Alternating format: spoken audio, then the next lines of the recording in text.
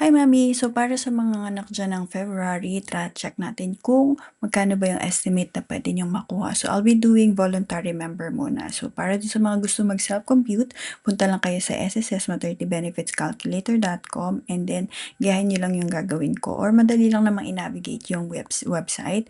So i-explore niyo lang. So for member type, voluntary member, if may other type kayo or other member kayo, select nyo lang kung ano yung applicable sa inyo. And then maternity case, I'll be doing normal delivery or CS delivery. And then for expected due date, so sa team February tayo, 2027, so para sa mga anak ng February.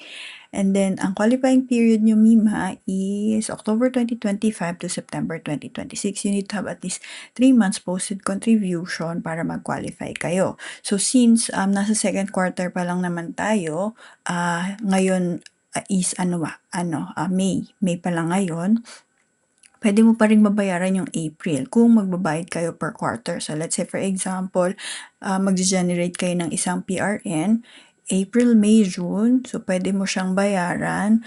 Ang due date nito is end of July. Pero I usually recommend to pay as early as possible. Para in case na may adjustment sa EDD nyo, possible na pwedeng pasok pa rin yung binayaran nyo, right? And then, for the next quarter, you can pay July, August, September. Ang due date nito is, usually ang lalabas dito na due date mo kapag nag-generate ka ng PRN is October. Pero, again, I usually recommend to pay as early as possible on or before September. Okay, so, once nakita na itong show qualifying period, lalabas dito yung mga months na kailangan nyo i-fill up yung contribution nyo. So, kung hindi kayo familiar, kung hindi nyo kabisado yung contribution nyo, pwede kayong pumunta sa my.sss dun sa account nyo online and then i-check nyo doon kung magkano yung binayaran nyo sa gantong month. Okay, so this is just sample lang ha. Maglalagay lang ako ng numbers dito para may idea kayo kung magkano yung possible na pwede nating makuha. So, for example, naghulog ako ng let's say 750 for the whole year. Or kunwari nag-advance payment na ako ng hanggang September. So, ito yung estimate na pwede kong makuha kay SSS. Pero I have a tip for you. Kung gusto nyo mas malaki yung makuha nyo kay SSS for your math pen, since ano pa lang naman ngayon, May, halimbawa nakapagbayad na kayo ng April, kunwari nagbayad na kayo ng April, and gusto mong mas malaki yung makuha mo kay SSS, so pwede kang magbayad kay SSS, kung kaya pwede nyo itong i-adjust, depende sa inyo. For voluntary naman, may mga amount naman dun sa contribution table kung magkano yung kaya nyong bayaran or kung magkano gusto nyong bayaran.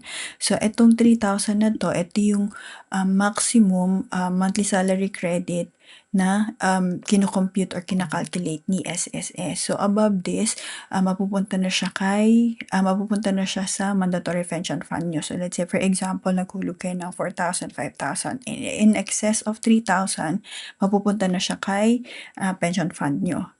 So, let's say, ayan. Nagbayad din ako ng, let's say, ayan.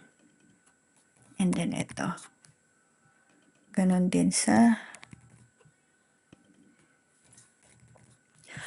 and then recalculate natin. So, ito yung possible na pwede kong makuha kung halimbawa tataasan ko pa yung hulog ko dun sa mga natitirang qualifying period ko. So this is just tip lang ha. It's up to you kung magkano yung kaya nyong bayaran or kung magkano yung gusto nyong bayaran. So para sa mga gusto magpa-compute ng or magpa-estimate ng kanilang math pen, comment lang your EDD and your month contribution, or kung may question din kayo, i-comment nyo lang sa baba. Make sure na naka-subscribe din kayo, and para naman sa mga gustong mag self-compute, punta lang kayo sa sssmaternity-benefits-calculator.com.